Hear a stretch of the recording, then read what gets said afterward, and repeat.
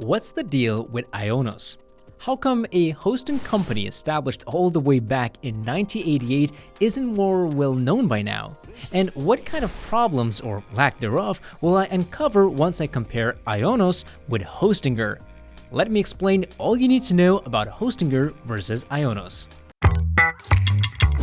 But first, a quick IONOS review or overview.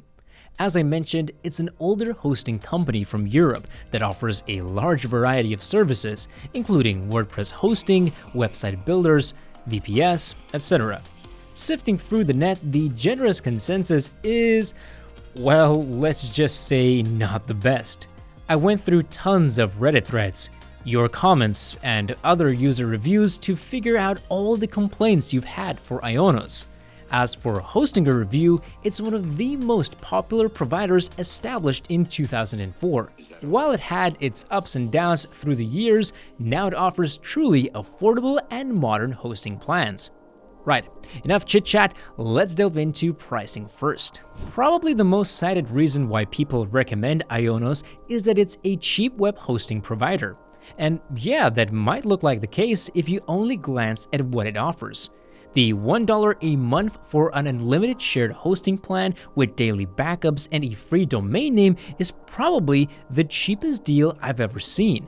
Sure, it is only applicable for the first 12 months, but still, for short projects, that's great. Though I don't know how many people get an unlimited hosting plan for short projects, right? You're probably going to stay, and this plan goes to around $12 a month, but regular plans do have much better renewal rates. $60 for the first year and $72 for the next is pretty good industry-wise. However, if we look at shared hosting overall, IONOS is on the more expensive side. The cheapest option here actually starts from $5 a month and limits you to one website and 10 gigabytes of storage. In contrast, Hostinger has a limit of 100 websites and 100 gigabytes of SSD storage space for half the price. As for Hostinger's renewals, they're actually a bit steeper, basically doubling your monthly fee. However, since Hostinger is way cheaper from the get-go, it's going to be more affordable in the long run. Oh, and another thing, I don't like that IONOS lacks longer billing periods. They usually help me save money and are more convenient than paying every month or each year. One thing I need to talk about is hidden fees.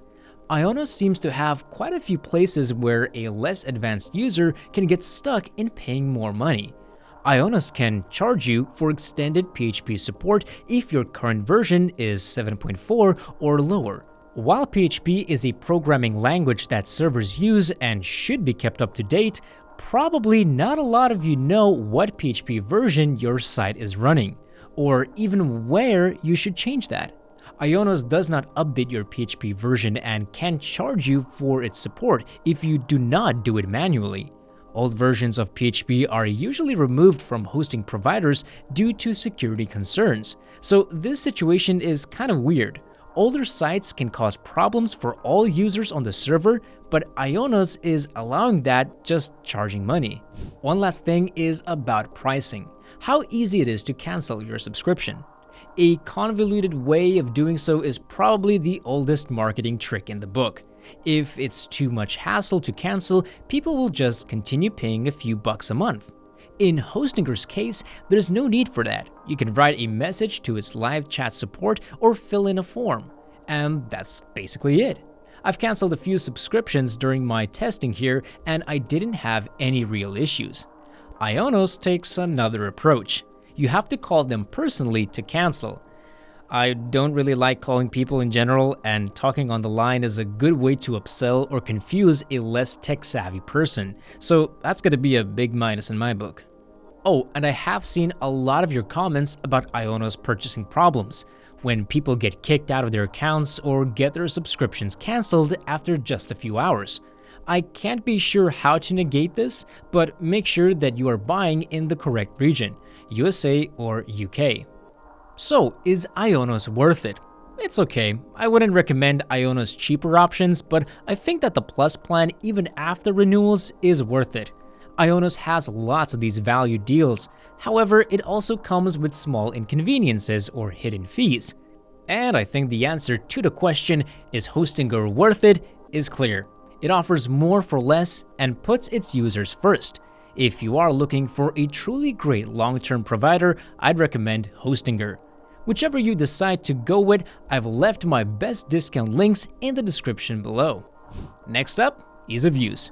And these two providers could not be more different. Hostinger constantly updates its H-panel, making it work smoother or changing the user interface to be more useful. I sometimes even have to refilm parts of my review because Hostinger updated something. In the IONOS case, there seemed to be very little update from the control panel I tested a year ago. Even back then, the only way I could describe IONOS controls was confusing. These seem to be doing their own thing, which doesn't follow the best rules of UI design. Everything takes more clicks than is needed, and tools are in opposite places you would expect them to be. Like here, I want to create a new website. Where do you think I should look? At the top for some button? Maybe under this informational block? No, how about at the very bottom of the screen?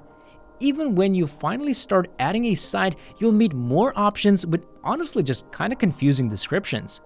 That's how the IONOS dashboard feels. Lots of information, but not very useful. At least the design is clear and with minimal upselling. Hostinger's controls are straightforward and simple. If I want to create a new website, I go to Websites, click New, and go through this quick setup. That's it. A brand new WordPress or website builder site is ready to use. There are no ads or useless space.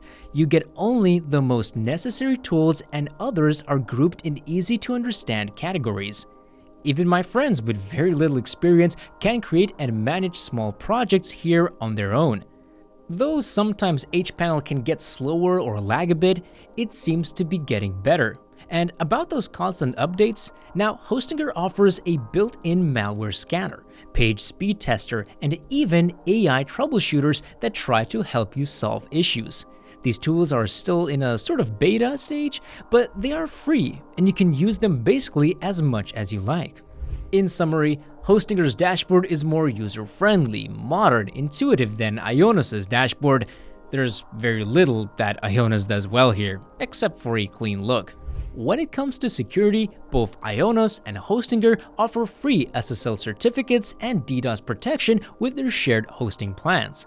However, IONOS has wildcard certificates that encrypt not only your domain name but all subdomains as well. With more expensive plans, IONOS also provides a malware site scanner that offers server-side security. That said, Hostinger offers its malware scanner for every single one of its users. In addition, both IONOS and Hostinger offer daily backups of your content, which can be a lifesaver in critical moments. But there are a few things you should know about IONOS. First, those free SSL certificates are limited, and unlike Hostinger, IONOS doesn't allow you to use a free SSL certificate from Cloudflare or Let's Encrypt. If you host lots of websites, you will have to pay for extra SSL. Not cool, especially for the price. Second, and this is a plus for IONOS, it uses geo-redundant infrastructure. This means that my website's data stays on two different servers. Even if one is down or just in maintenance mode, I can still reach my site and work on it. And considering unlimited disk space, not gonna lie, that is quite impressive. Overall, I like Hostinger's security, especially for the price, and IONOS has a nice suite too. I just don't like the whole SSL thing. The last thing I want to cover is performance. Granted, I didn't find too many complaints about IONOS being slow, but let's check it out. First, we're going to use Google PageSpeed Insight, and the most important factor is that the website would fully load within 2.5 seconds. Well, that's what Papa Google recommends. Let's first run the test with the default WordPress theme. IONOS loaded it in under 1.5 seconds, while Hostinger took around 1 second. Honestly, great results for shared hosting. I've also added demo content and a few larger images. Now IONOS took around 2 seconds, while Hostinger was somewhere around 1.3. Again, remember that for this IONOS hosting review, I'm using their Plus plan that has enhanced CPU and resources, and I'm comparing it to the cheapest Hostinger plan. Hostinger has a bit more up its sleeve though. All infrastructure here uses Lightspeed servers and comes with a very useful plugin, also named Lightspeed.